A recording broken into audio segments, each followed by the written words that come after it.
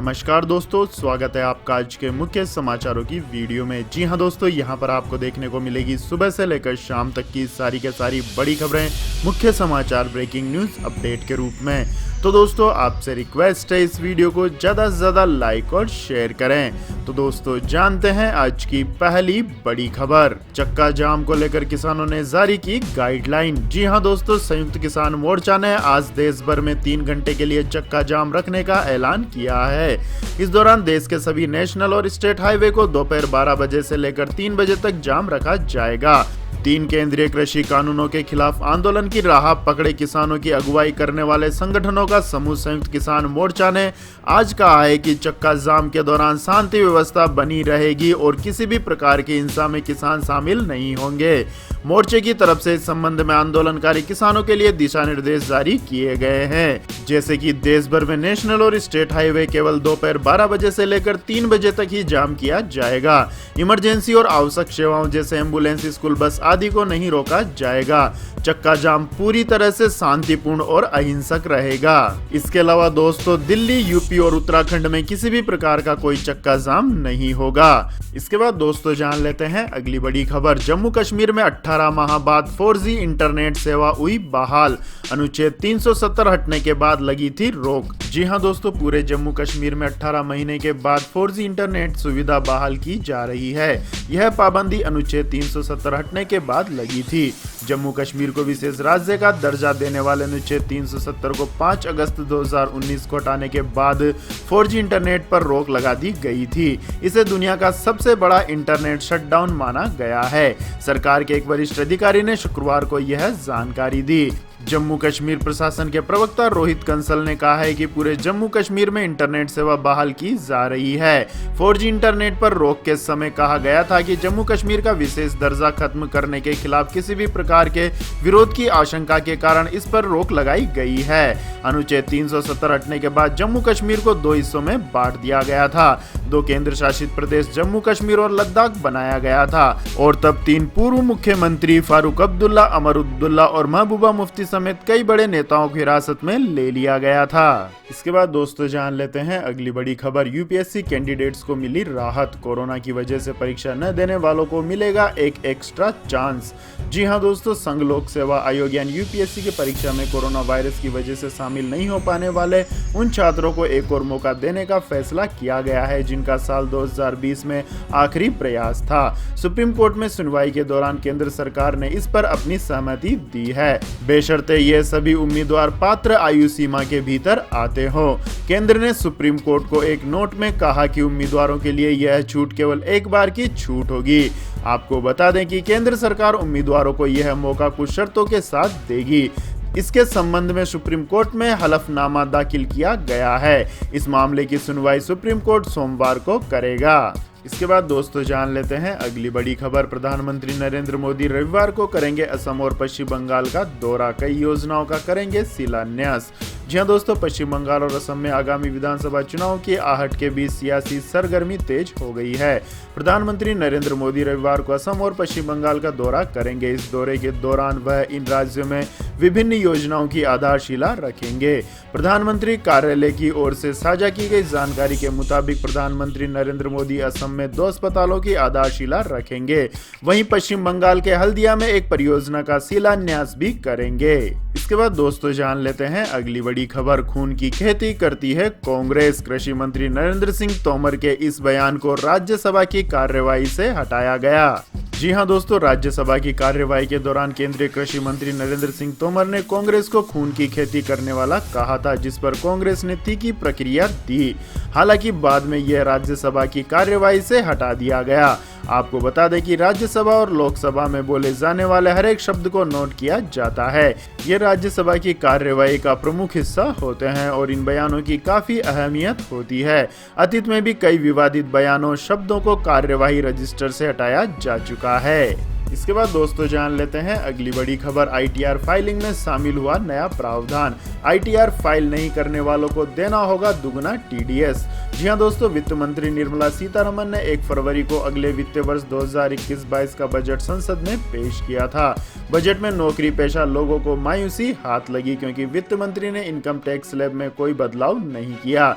इसके साथ ही उन्होंने टैक्स पेयर्स की संख्या बढ़ाने की कोशिश की और इनकम टैक्स रिटर्न के लिए कुछ प्रायोजन जोड़े। वित्त मंत्री निर्मला सीतारमण ने बजट के दौरान एक प्रायोजन इनकम टैक्स के सेक्शन 206A(b) में जोड़ा, जिसके तहत अब टैक्स पेयर्स को दुगना टीडीएस चुकाना पड़ सकता है। और यह दुगना टीडीएस जब होगा जब वेंडर ने अगर लगातार 2 साल तक अपना आईटीआर फाइल नहीं किया, जिसकी ड्यू डेट निकल चुकी है। इसके साथ ही उन्होंने 2 वर्षों में प्रत्येक साल कम से कम 50,000 रुपए का टीडीएस या टीसीएस देना था। ऐसी स्थिति में उन्हें दुगना टैक्स चुकाना पड़ सकता है। इसके बाद दोस्तों जान लेते हैं अगली बड़ी खबर। कांग्रेस सांसद बाजवा बोले, हमें ना सिखाए राष्ट्रवाद, पंजाब व हरियाणा के बच्चे तिरंगे में लिपट कर लौटते हैं घर।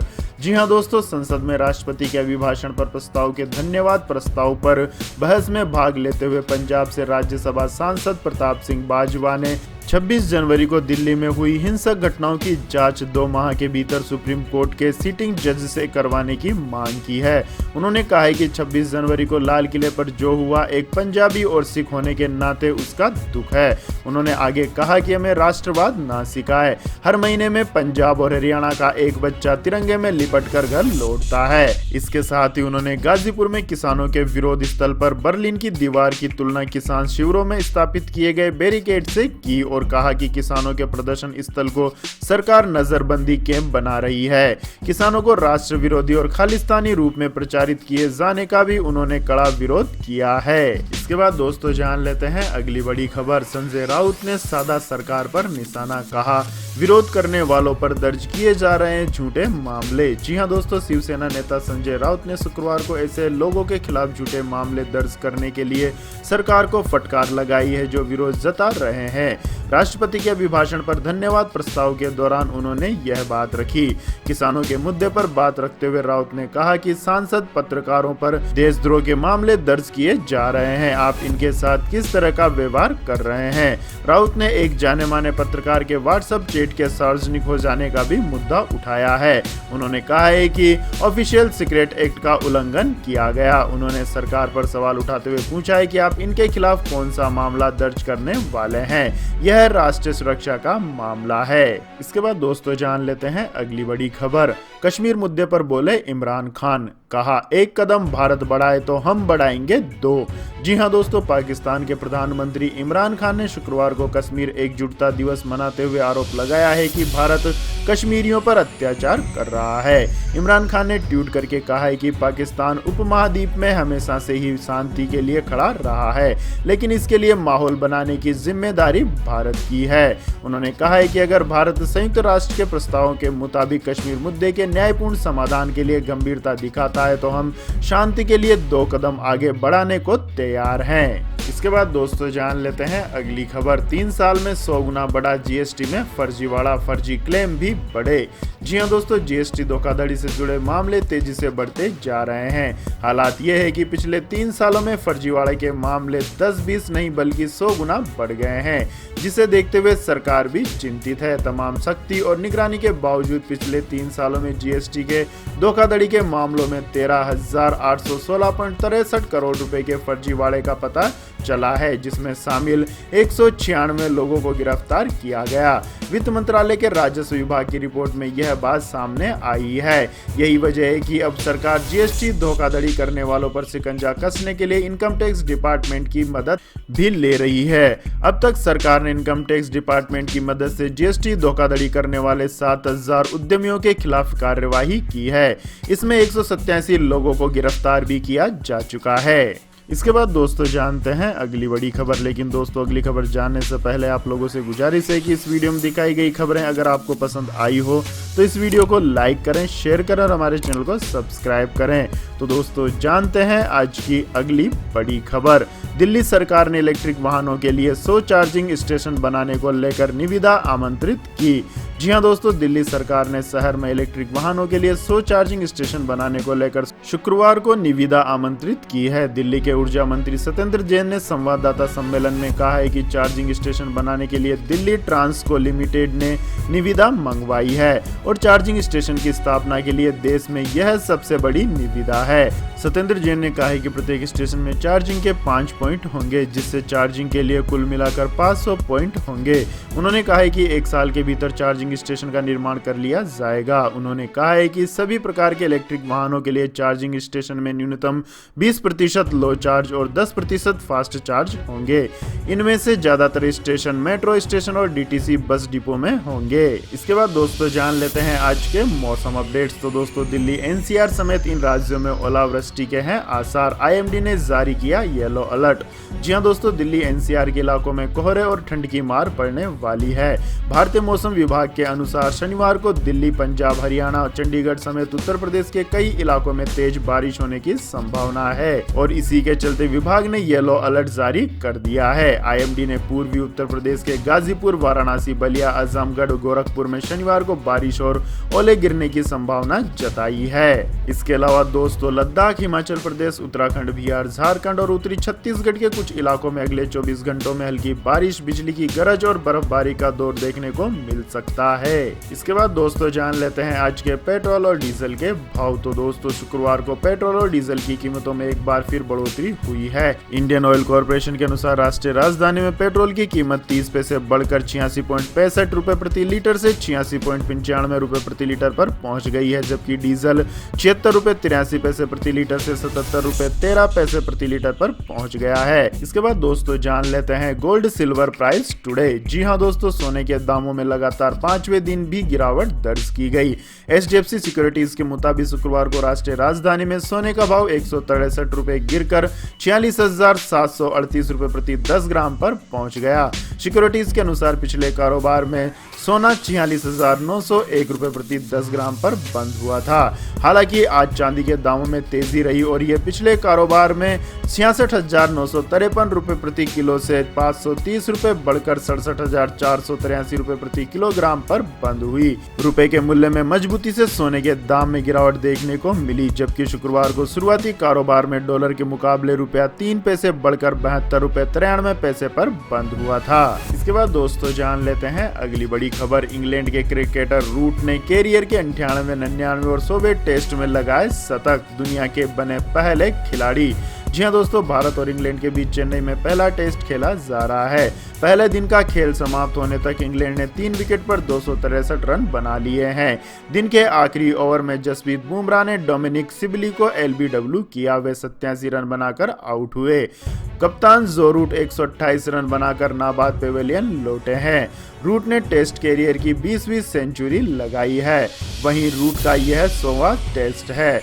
वे 100वें टेस्ट में शतक जड़ने वाले दुनिया के 90 और इंग्लैंड के तीसरे खिलाड़ी बने हैं। इसके अलावा दोस्तों वह 98, 99 और 100वें टेस्ट में शतक लगाने वाले दुनिया के पहले खिलाड़ी भी बन गए हैं। इसके बाद दोस्तों जान लेते हैं अगली बड़ी खबर। इजिप्ट में मिली सोने की जीभ वाली मम्मी, क्वीन क्लेयोपेट्रा के अवशेष होने का अनुमान। जी हां दोस्तों, मिस्र अपने पिरामिडों के लिए मशहूर है, जहां कई मम्मियां मिल चुकी है। बचपन में पढ़ाई लिखाई से लेकर बड़े होने तक आपने भी मम्मी मिलने की खबरें सुनी होगी, लेकिन इस बार मिस्र में एक खास तरह की मम्मी मिली है, जिसे देखकर सभी लोग हैरान रह गए। दरअसल इस मम्मी में सोने की जीभ लगी हुई है। उसके बाद से ये मम्मी दुनिया में चर्चा का विषय यानी वायरल हो गई है।